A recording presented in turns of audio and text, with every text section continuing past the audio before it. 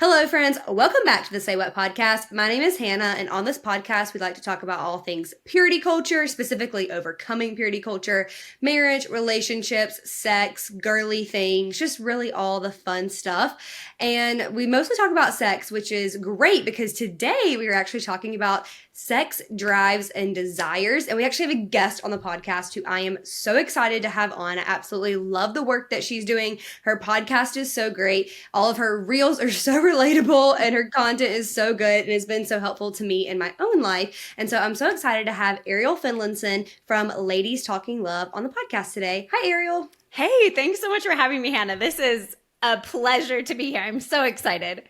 I am so excited to have you on. I seriously love all the stuff that you post. Every time you post a reel, I'm like, yep. I'm like, relate, save. Been there. Yep. I'm like, it's so true. And I seriously love connecting with other women who are in this space because I feel like there's getting to be more of us, which is so cool. But I remember a time when I first started talking about this and I felt like I couldn't at that point find anybody else talking about sex in a very positive, loving Christian way.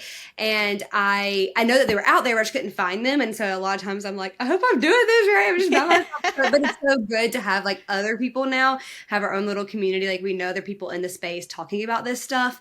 And it's just so good. Like it's so important. Get the taboo out. Let's actually make our marriages great.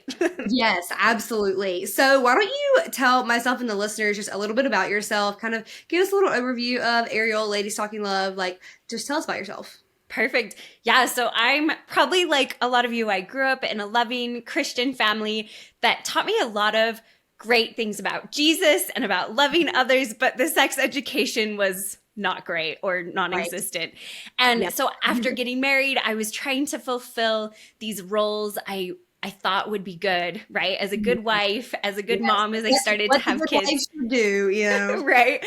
And I just felt so unfulfilled.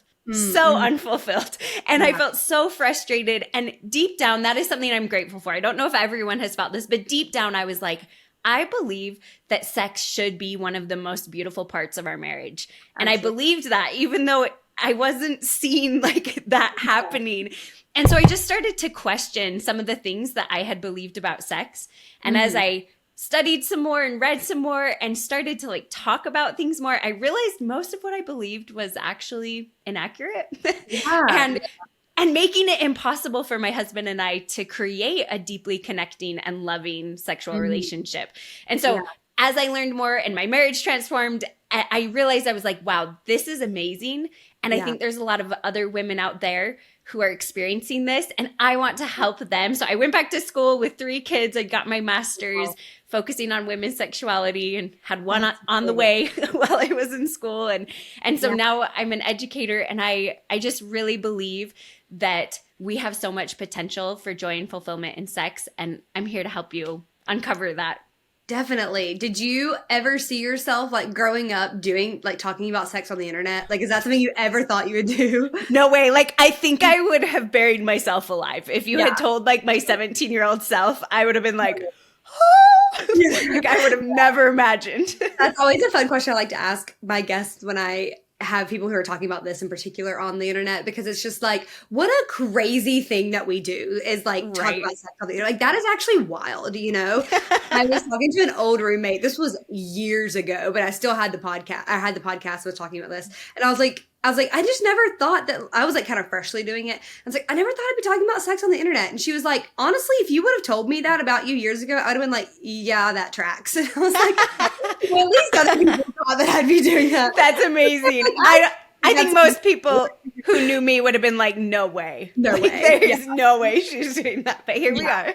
Anytime I like tell somebody new that I'm doing this and like they're like a new person, I'm always like, okay, either they're going to love that I do this or they're going to be like, how dare you? And so I'm always a little bit just like, I have a podcast where I talk about sex. Just like, and then there's the people who just like don't really respond. They just kind of You're back. It's like, oh, okay, yeah, great. I feel like the majority of the time I am like given positive feedback, like that's awesome, it's so needed, whatever. But I'm always just like terrified. Hope this goes well.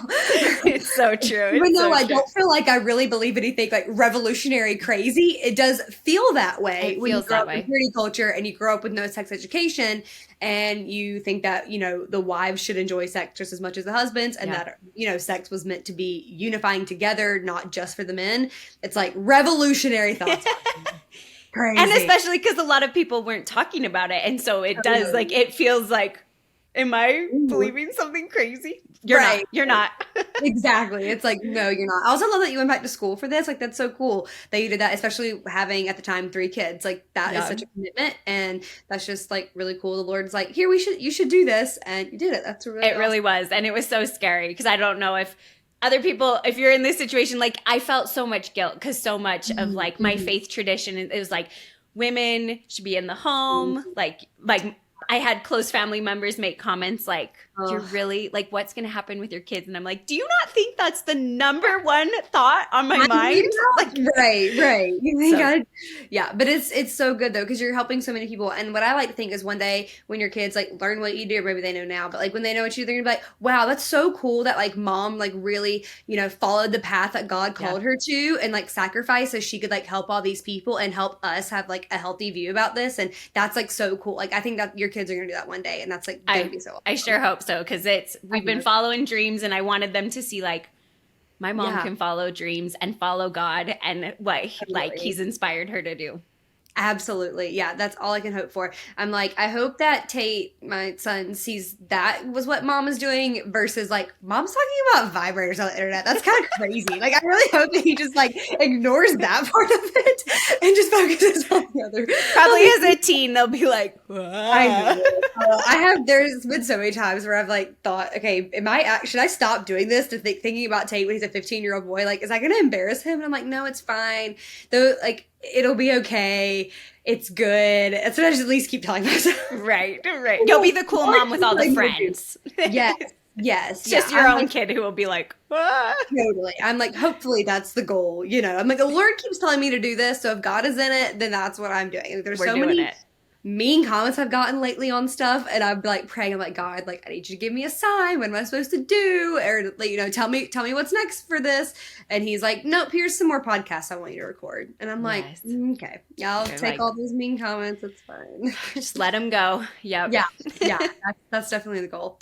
But sometimes it's hard. But I do try. I have stopped reading a lot of them, which is also what makes me sad because I built so much of my platform off of responding to people, and so I love doing that and creating a community, which I know that you understand too, because you're doing that on your Instagram as well.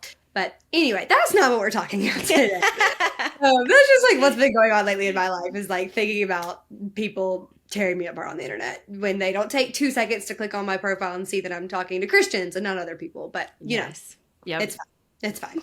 Like, oh my God. That's, again, not what we're talking about, but we are talking about sexual drives and desires, because I feel like the number one, maybe not the number one, but very top of the list questions I get constantly is like, I love my husband. I'm so attracted to my spouse. I want to have sex with them. Like, in my mind, I want to do it, but I can't. Like, I have no desire. I like am so busy, or I'm so stressed, or I just like am fine, but I just have no sex desire, like desire to have sex. And that's not what I want. And I want to fix it, but I don't know what to do. And I just hear that message constantly. And something that you talk about a lot is how to like increase your desire. And so I'm so excited that we're gonna be talking about that today. But I feel like before we talk about how to increase it and like things that we can do to make it better, we have to start with like the root cause of the problem. So what do you feel like in your experience of talking to women and what you do and your studying is like some reasons why we have like some women really struggle with low sex drive? Yeah, this is such a good question. And like you said, it's a very common concern for women. And the answer is going to be surprising, actually, is that most women actually don't have low desire. The problem is that we don't understand desire. A lot of our understandings of desire are very male-centered and centered on what works for most men. And so as women, when we see this, we're like, I don't fit into that. I must not have desire. But that's actually not the case. Yeah, that's a good word. Can you like expound on that a little bit more? Like when you say, because I mean, when I think about that, I think like men are visually, attracted to things. Like that's how men get turned on, but women, it's maybe not the case. When I think about that, I think about like it would probably really help women get in the mood if your husband was like doing the dishes for you every day and like taking something off your to-do list. Like, is that kind of what you're talking about? Yeah. So let's dive into this. We'll talk all about this. So there's a couple different types of desire. So what we are most familiar with is called spontaneous desire. And that's kind of what you were saying. Like men are visually stimulated, but I would like to say too, like women are visually stimulated as well, right? Like sometimes we focus 100%. A little too much on men. But I hear constantly like men, it's just for men. I'm like, that is so not true. There are so many times I see what my husband looks like, and I've literally told him like, that backwards hat you're wearing, we have to go to the bedroom right now. Like or turn it around. Like yeah, no, literally. I'm like, we can't do this right now, so you need to fix the hat. Like I'm like, I am very much visually stimulated, which is also why I believe that we should have equal dress codes, especially at like church youth camps, because like the girls are attracted to that too. Like I really like when my husband wears shorter shorts. I'm like, when I was a teenager, I liked that as well. And so I'm like, that was not good if we're just trying to protect the men from something. I'm like, I need some protection too, because I also was visually attracted to that. You know what I mean? Right. Oh, totally. Yes. And dress codes, whole other topic, right? I'm sure you've done so many episodes on that. That is what I'm getting torn apart on the internet about right now, which is, because I have such a revolutionary thought about dress codes. That we should have equal dress codes. Crazy. Oh, yes. It is. It's so true. So what we see is spontaneous, and the visual example can be a good one to kind of understand. But so for people with spontaneous desire, and because it's more common for men, I'm going to use male terms a lot, but just know it isn't uncommon for women to also experience spontaneous desire. So if it's switched in your relationship, that is totally normal. There is nothing wrong with you. Because I think a lot of women who do have quote unquote higher desire, they feel like they're broken. They're like, what's wrong with me? My husband doesn't want sex all the time. Like, what is wrong with him? What's wrong with me? Right. You're normal. You are normal. Yes, no, 1,000%. And so spontaneous desire just basically means that your threshold for feeling sexual desire, that you're like, I want to have sex, is a lot lower. So let me back up just a second. So Dr. Nagoski, she's a fantastic sex educator, but she talks a lot about this idea that arousal comes first before desire for everyone. So if you think about spontaneous desire, I have my hands up if you're listening on the podcast, they're pretty low. So the amount for a spontaneous desire to hit that desire threshold isn't very high. And so it seems spontaneous, but there's some type of arousal. It could be, hey, I just saw my wife get out of the shower and I'm visually attracted, like, ooh, let's go get in bed. It could be, wow, my wife is comforting our baby. I love her so much. I'd love to connect sexually with her. There are so many things that can hit that desire barrier and make you feel desire spontaneously. So here's the thing. So 75% of men experience spontaneous desire. So that's what we've seen. That's what we've seen in movies. That's what we think is normal. So when women don't feel that, and they don't feel like they want to have sex from nothing, they feel like they don't have desire. But here's the thing. Responsive desire or context-specific desire is more common for women, especially for women who are in long-term committed relationships, and especially for women who have had children. So then if you're looking at my hands, your desire is up a little bit higher. So it's going to take more than just seeing your spouse get out of the shower. It's going to maybe take more than just a sweet text to reach that. Doesn't mean you don't have desire.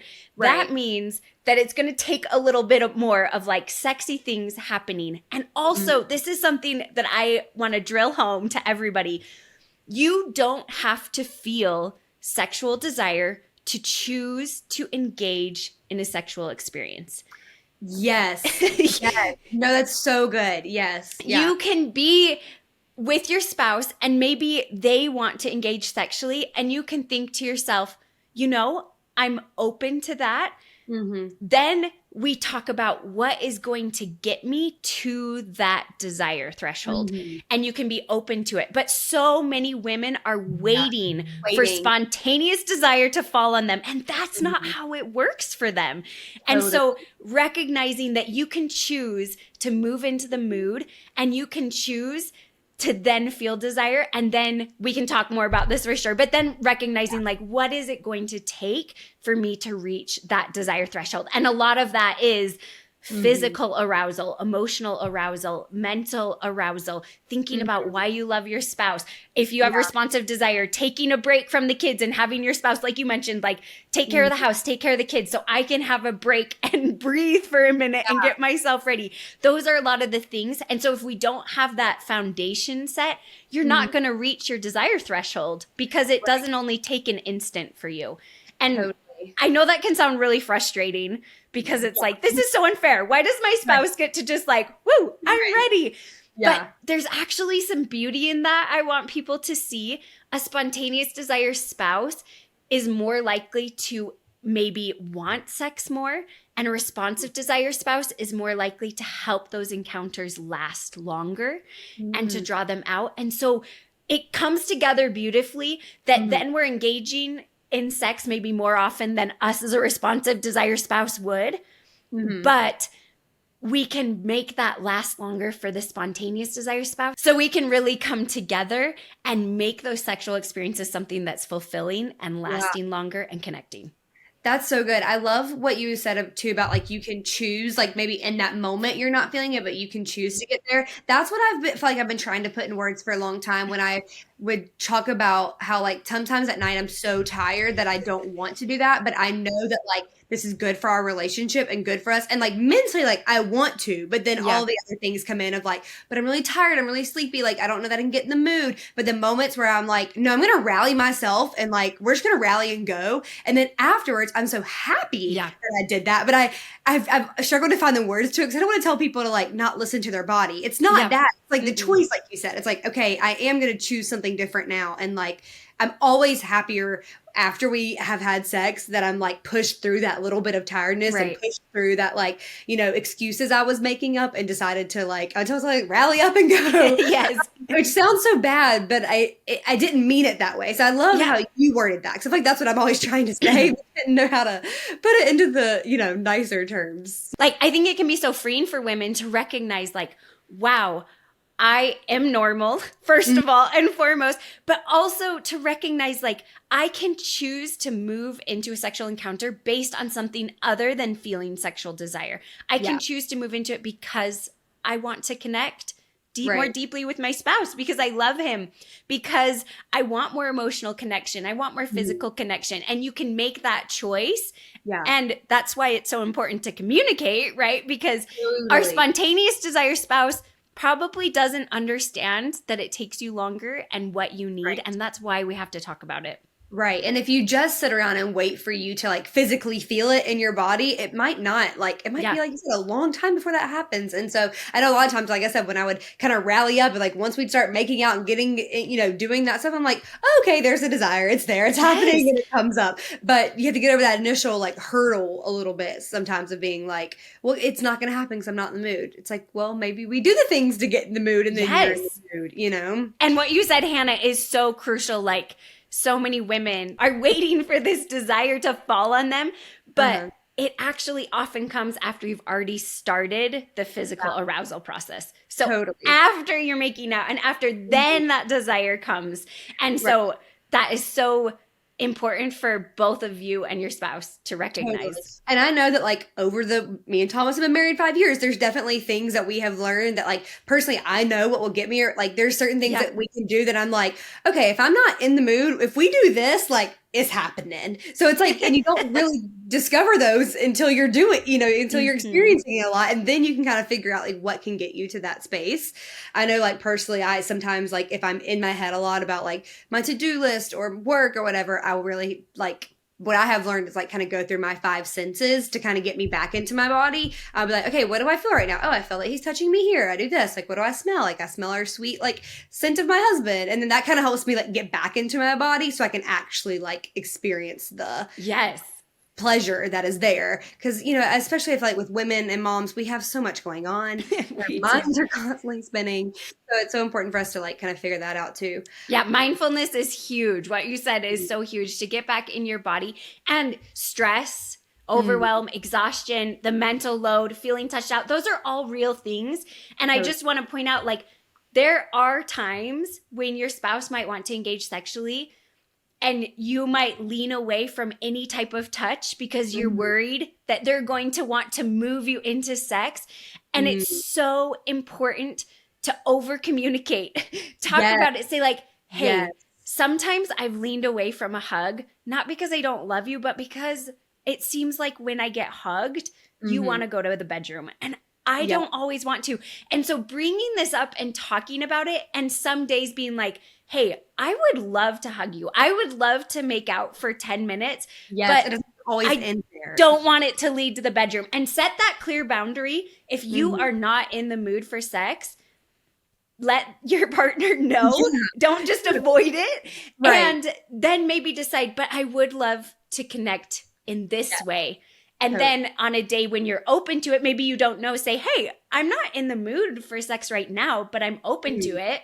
Carly Palmer Webb, I know she was on here recently. She said it like, you can try to convince me, see if you can get there, but don't be afraid to communicate and set like a no tonight, but let's connect in this other way. Because touch is so important. And I think as women, when we're nervous, it's going to lead to sex.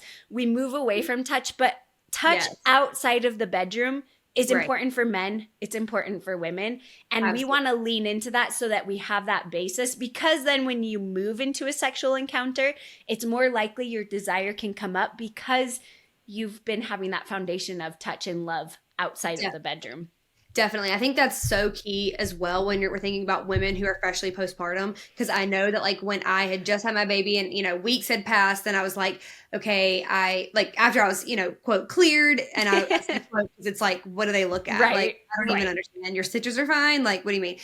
So we waited a long time after we had a baby, but I remember being kind of scared to go back into that because I knew I didn't want to jump into it, but I wasn't sure what that was like. And so I was so hesitant to do things like that because I didn't want him to think that just because I'm kissing him a little bit longer right now means that we're going all the way there, because I am closed for business. We are not doing that right now. But so that's why I completely agree with you. Like, the over communication is so key with this, like just making sure that you are like clear as possible, no miss with that. It's so important. And I also think when we're talking about desire, especially with like my audience specifically, so many of us grew up in purity culture, and I think that just has such a big role in not understanding desire, number one, and also just feeling ashamed that you may not have a desire, or you think you don't have one at all, and so because you're like, I couldn't go from sex is bad to sex is good. And so now I'm really anxious about it. And I was always taught that I shouldn't have sex. And so I have no desire. And then on the flip side, it's like you have a high sexual desire. And then you're like, oh, but does that mean that I, am labeled as a slut or whore or whatever, which I don't think those labels are good. I don't think we should use them. But for context, I'm using it right now. But like, you just think like, okay, well, anytime we talked about a woman with a sex desire in the church, it was always so negative and so bad. So it's like, okay, well, now am I like, is there something wrong with me? Am I lusting? Am I being crazy? So how do you feel like we can increase sexual desire, or at least talk about it in a better way after growing up with all of those negative thoughts and those like, struggles from purity culture? They are such big struggles. I think one of the most foundational things that we can do, especially after purity culture, because it's tricky. It is so tricky trying to the flip switched myth that you can just go from no to yes, it's fine. I think one of the most important things you can do is to redefine sex. Purity culture, for me, defined sex as something men need. And as my job and duty as a wife to make sure my husband's sexually fulfilled. Those are really, really unsexy, like your desire is not going to be there if that is your definition of why you have sex. And so I want you to talk with your spouse. And I actually have a handout I can talk about more at the end, but it's called Create a Deeply Connecting Sex Life. And I help you go through and figure out and talk with your spouse about how you want to define sex. What is the meaning of sex? Yeah. Why So is sex important in your marriage? mm-hmm. And when we focus on those meanings from purity culture or from just like, oh, attractive bodies, Mm-hmm. it waters down what I believe God intended sex to be in our marriage. Absolutely. Sex is about connection. It's about a physical way we can show our spouse our deep commitment and connection and love. And when we can redefine it, it's going to be a lot easier to bring up desire, because it's going to be like, wow, I love my spouse and I want to show them in a physical way how much I care for them. Totally. And just recognizing, like you said, that like desire is good. Mm-hmm. And I believe that like God wants us to feel desire. I mean, even in the Bible, right? Jesus, he cleansed the temple and like drove out the money changers. He had passion. He wept with Mary after Lazarus died. He feels things, and passion and desire is good. And to allow our bodies to feel it. And of course, we all get to choose and channel that within our belief system and within our marriage in healthy ways. But God wants us to feel desire. And so I think a huge thing we mentioned, oh, sorry, what were you going to say? Oh, I just was agreeing with you. Go ahead.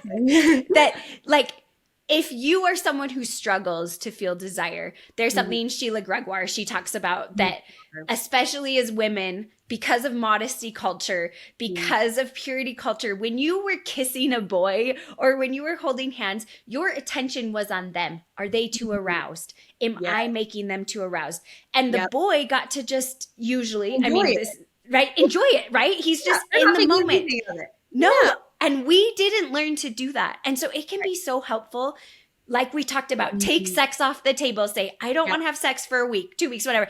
I want to explore my desire and dig in with making out and touch and kissing and find that desire threshold. Find what leads you to that desire threshold and practice without, because when you put sex on the table, for some women, it just is like, you shut down. But just explore desire without sex on the table. Over communicate. And I think that can be a great way to start to practice after being in purity culture. That's so good. And when you were saying about what Sheila had mentioned, I just think back to so many times where, because I was definitely like getting around as a teenager and a college student. I was not having like physical intercourse that way, but I was doing a lot of other things. And I just remember constantly being worried that we were going like, quote, too far, which part of that was being convicted from the Lord, which I should have been getting because I was not doing things properly or well. I was sinning is what I'm trying to say. I was definitely sinning. So like, part of that is conviction, absolutely. But the other part was just like the messages and the constant like being worried about, you know, going quote unquote too far. And the boys were definitely not thinking about that. They were not told that that's their responsibility, because just the girls were told our responsibility. They'll go as far as you let them. You're in charge. It's all on you. But then when it's like you're married and it's totally fine to even experience an orgasm, you're like, how am I supposed to experience an orgasm? And I'm like, yeah, every time. I think, you know, sometimes you just like aren't getting there and it is what it is. But I feel that like we definitely should not be faking our orgasms just to please our husbands. Like you absolutely need to be experiencing it on your own and for fun, and because it's so great and feels so good. Like it definitely needs to be like you're getting pleasure just as much as he is. And it's mostly because you're experiencing it together and it's a fun, beautiful thing. But I'm also like physically, like if he's getting it, you should be getting it too. Yes. You know? Yeah, for sure. And if you're just focusing, like so many people give the advice, right? Like once you're married, focus on your spouse and your sex life will be good. And like, especially for women naturally, like with our anatomy, we take longer to become aroused. We take longer to reach orgasm. Right. And so you can't just focus on your spouse, because for most men, it's fairly straightforward. Yeah. It's pretty simple. Too fast. Like, I believe that sex is an area where God wants us to focus on what we're feeling and allow our husband to love on us. Absolutely. And to feel and just be present. And if you're dating, if you're in the dating phase, like what we talked about, if you have a guy who doesn't care and lets you be in charge of everything, maybe have some conversations, see if that changes. If it doesn't, it might be time to find a new guy, because they might be getting these messages too, but those messages are not okay. Like we are both in charge of our sexual desire and how far we go, and we both need to Yeah. be channeling that in good, And healthy it's not ways. selfish either, because it's just like it's part of the experience together. Like Yeah. he's thinking about it and thinking about you and himself. So like there's nothing wrong with you thinking about you and what you're enjoying, because it's not like you're just laying there do it to yourself and your husband's not around. Like it's the experience you're having together, which is why I think that like I'm not a fan of masturbation, just like on your own. I do not believe that's what God's desire for sex was. I believe his desire for sex was to be a relational experience. Yeah. But masturbation within a relational experience, I'm like, that's great. You are figuring it out on your own. Sometimes your husband can't reach. You know, you got to do what you got to do. And you know what your body needs. He doesn't. Exactly. We have this myth that guys know more, but they're not you. They don't know more. And it's also, I feel like sometimes so extremely hard to explain, because you know your vulva has so many nerve endings, so many, like if you even move slightly to the left, it's like, nope, that lost it. And so it's so hard to explain, like, okay, this pressure here at this point, which is good. I do think it's like you should explain that to your spouse, but sometimes it's just like, I can't put words on it and I can't show you how to like do this.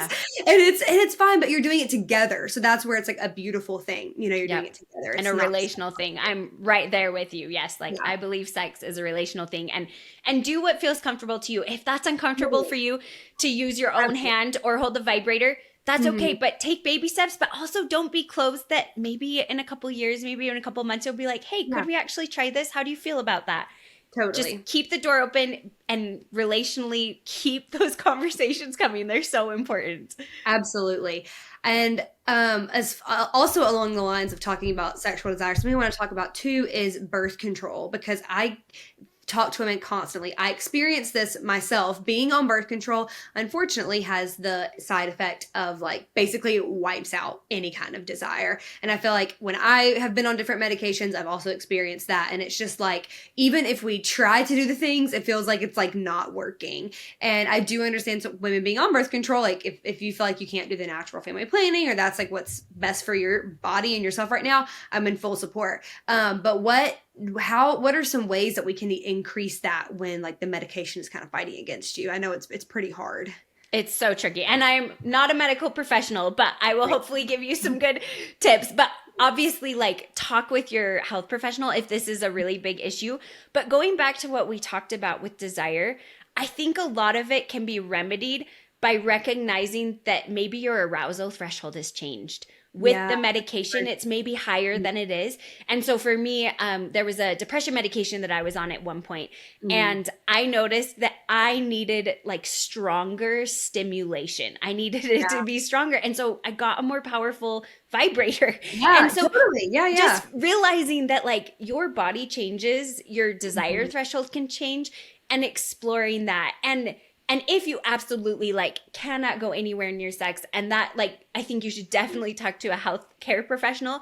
But I think a lot of it is being open to moving into the mood and being open to discovering what is going to help you reach that desire threshold. And not just waiting for it to happen. Because if you're just waiting for it to happen, especially if you're on medicine, it's probably not going to happen. No.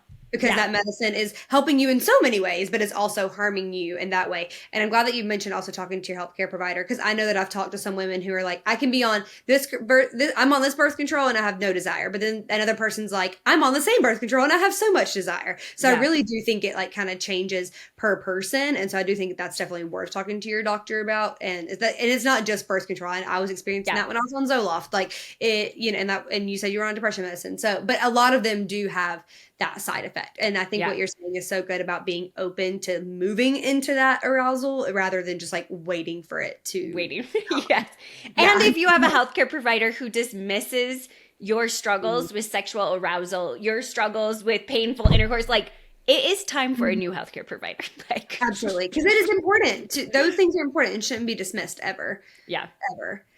We did have a question from somebody which I've been weaving kind of the questions in, but I want to talk about this specific one. Someone asked us to talk about their weight loss journey and low sex drive. So I'm assuming this person has either two options. One, they have like lost a lot of weight and are maybe still having a low sex drive and they thought they would have a higher one, or maybe they're on a medication like we just talked about. I mean, I guess the second part is they're on a medication that affects it, which we did just discuss some ways. But like, what are your maybe some thoughts on that weight loss versus weight loss journey and a low sex drive? I actually am going to have a podcast episode coming out really soon all about body image and sex, because our body image does affect our sex life so much. And I don't believe, and I don't think God intended it to be as much about body image, like sex as much about body image as it is. So much of purity culture, so much of what we see in movies is about how bodies look. It's always the attractive, curvy girl, the young one who gets the guy. Yeah. And I don't believe that's true at all. So I think a lot of the struggles that come, especially for women with body image, are actually in our definition of sex. If you can only have a good sex life because you're physically attractive, that is not a good definition. And I want to share a really quick story that was a light bulb moment for me. And I'm sad it took me this long, so please don't take this long for you to discover this. But pretty soon after having my third baby, she was huge. She was almost a 10-pound baby. I am like a 5'1". Yeah, I'm like 5'1", so I'm pretty small. And my belly after was very like soft and squishy. And I remember a couple weeks after giving birth, my husband and I were just laying in bed and we started just exploring my body and the newness of how everything was in my body and giggling. And it turned into this beautiful, intimate moment. And I think that was the first time I realized that my husband's sexual attraction to me, his desire to be with me intimately, had nothing to do with how my body looked. He's attracted to my body because it's my body. Yeah. And in all those changes, if you have someone who is only attracted to you because of your body or is constantly asking you to change your body, that is really unhealthy because sex goes so much more. Sex is about binding us together as husband and wife. It's about becoming one. And as Adam and Eve talked about, right? It's about knowing. I love that word, like deeply knowing, to be seen and be known and allow someone to see you. And when we focus on our bodies as the sole purpose of sex, like my husband won't be attracted to me, we miss out on so many bids for connection. There's a fantastic researcher, Sarah Hunter Murray, but she actually went in because even in research, men's sexual desire is thought of as like always there. They always want sex. And she was like, is this actually true? Right? No. So she went in and her book's called Not Always in the Mood, which I'm like, okay, that's a so perfect title. That's so good. Yeah. But all these men in her study were talking about how hard it was to, like, it's such a shallow definition, right? For us to just think that their sexual desire is turned on from our bodies. And so as women, we're actually missing our husband's bids for connection because we think of it as only based on our body. So if you haven't showered in a couple days because you're tending a baby or things have been crazy, you're like, there's no way he could want to be with me. But that's not true. You're missing his bid for connection because you're thinking about it just in terms of your body. Yeah. And it's so much more than that, like you said. And he loves you for you. That story literally gave me chills. And that's such a beautiful, again, reason for sex and marriage and why God created it. It's so much more than what your body is. It's so much more than that. It's about you as a person. And I was even thinking about my own experiences, about the times that I have been most attracted to my spouse are having really nothing to do with what he's wearing. And I know I made a comment earlier about that. Like sometimes, yes, I have the spontaneous desire. But a lot of the times when I want to be intimate with him, it's because of something that like we did together that day, or he made a really funny joke and I was like, I just love that about you and I want to show you that I love you because you did that. Or because I'm really proud of him because he did something that he's been wanting to do for a long time and like I want to show him that because I love him so much. And so I just want it to be about that. And it's so not about the physical part of it, you know? Yeah. And we're all visual, like we talked about. So there are always little things that's like, oh, I like it. Like for my husband, I like it when his hair's cut, like, which is fine. But it's so much deeper than that. And I think like we miss out on so much of the deeper meaning of sex when we focus it on bodies. And a lot of moving into desire comes from being known, sharing our intimate struggles, trying something new, going slow. Just allowing that newness brings up desire and making it about us as a couple versus if my body's attractive to you or not. Right. No, that's so good.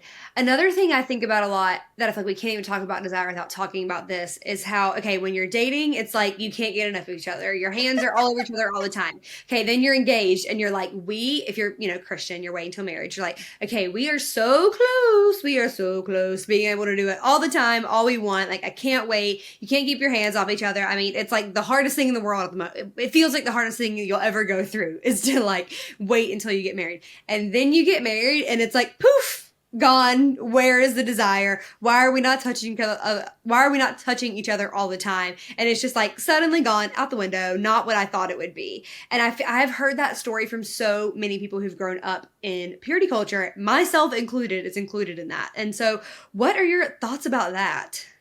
There is something linked with desire and curiosity. Mm-hmm. Emily Nagoski talks about that. In her view, her desire actually is curiosity. And so once you're married and it's allowed, yeah, it's like, but here's the thing, right? Like, I think that Satan has done such a good job of making extramarital affairs and making sex before marriage look so enticing because of the curiosity and because curiosity brings up desire. But you can have an amazing sex life and have without it looking the way that seems to be the most enjoyable, right? Mm-hmm. I don't know if I'm expressing that well enough. No, that makes sense. Totally. Yeah. But like, you can bring in desire and curiosity in a committed long-term relationship. Long-term relationships, long-term sexual relationships, committed sexual relationships with your spouse are not the problem.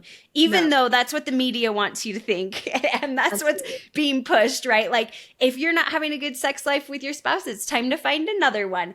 Yeah. What actually can happen is you want to bring in curiosity. Find ways to push your comfort zone. And there's a difference here between like pushing your comfort zone versus doing something you're absolutely not okay with. Right. We don't want you to do something you're not okay with. Yeah, right? Yeah. But like, if you're maybe uncomfortable wearing lingerie, but you're open to it, push your comfort zone, right? Yeah. Like, wear it under your clothes while you go to work rather than like, because I feel like that helps you get a little more comfortable with it than putting it on for the first time and showing up to your husband and being like Bella in Twilight where she's like, here I am, or what, I can't remember which movie that was, but where she's like standing by the door, like the most awkward. I'm like, that is me. That is so many of us, but we're trying right. Here, But we can push that curiosity by pushing our comfort zone. And so some of the things that can do that is sharing our fears.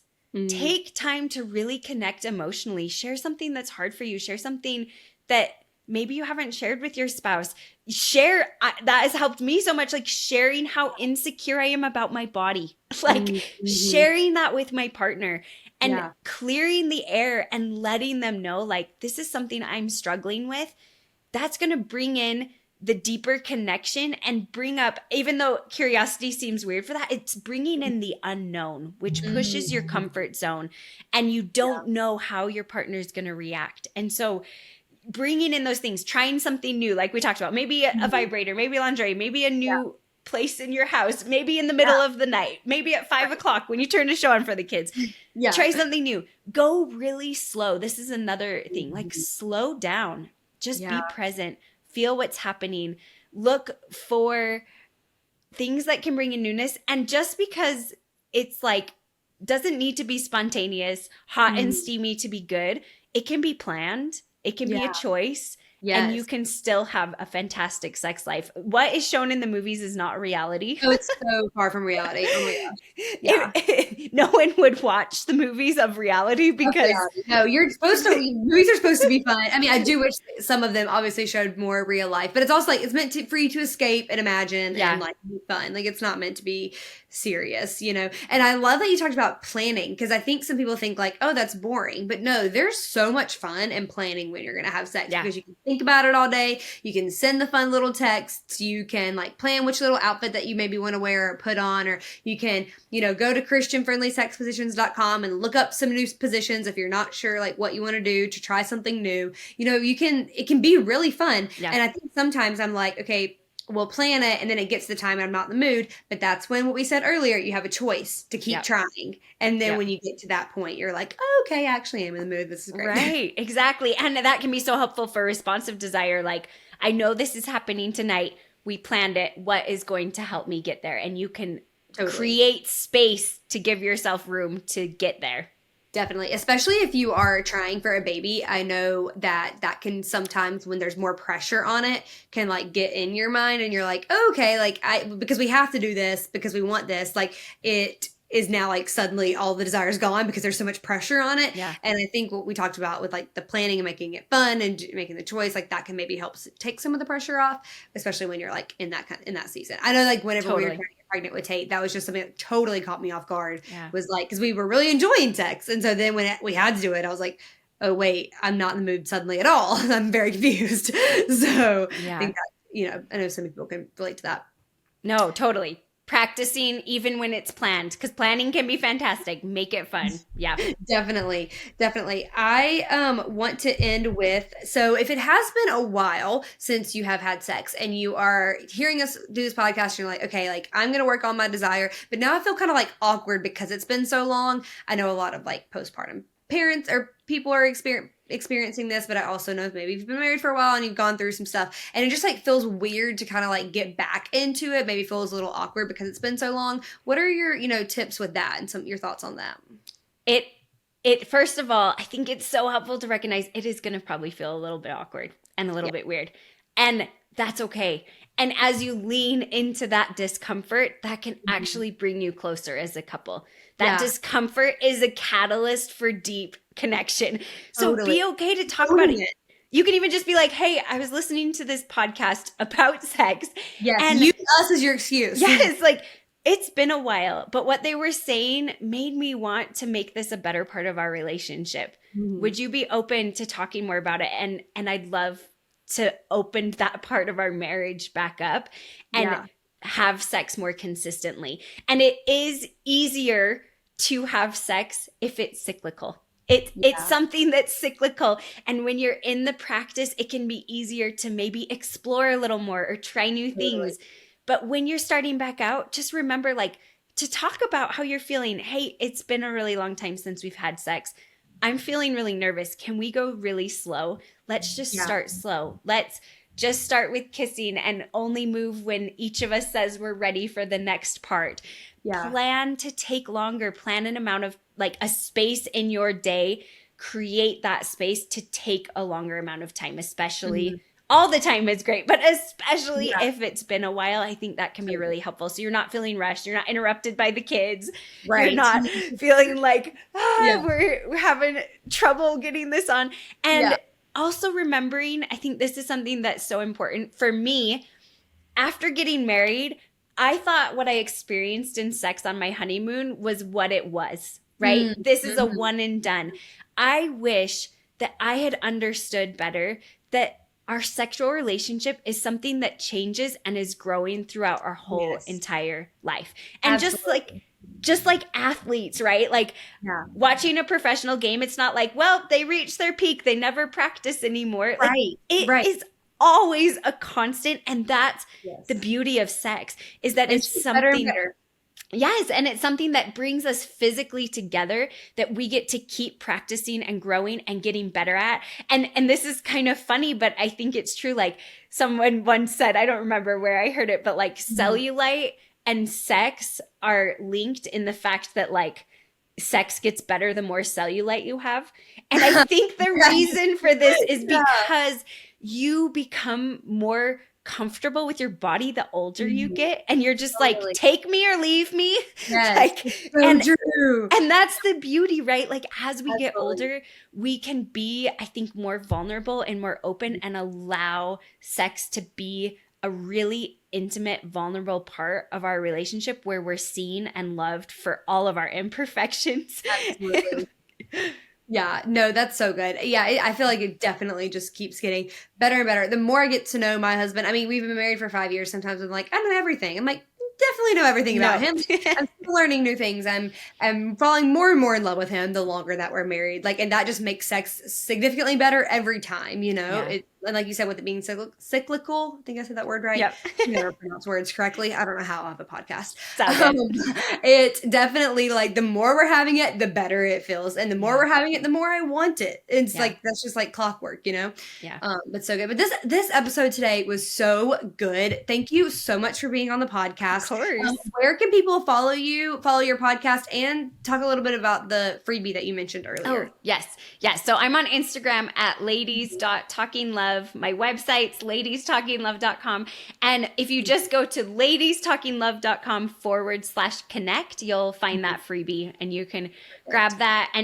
And please like email me, tell me your experiences, what you discovered, some of your wins. I love hearing from people. Oh, it's the best part of this. Like every time I get a message from somebody that's like, I experienced pain-free sex for the first time, I literally jump up and down. I'm like, oh my gosh, yay! Like it's the best message ever. Like I love hearing it. People are like, I'm so sorry, this is probably TMI. I'm like, no, tell me.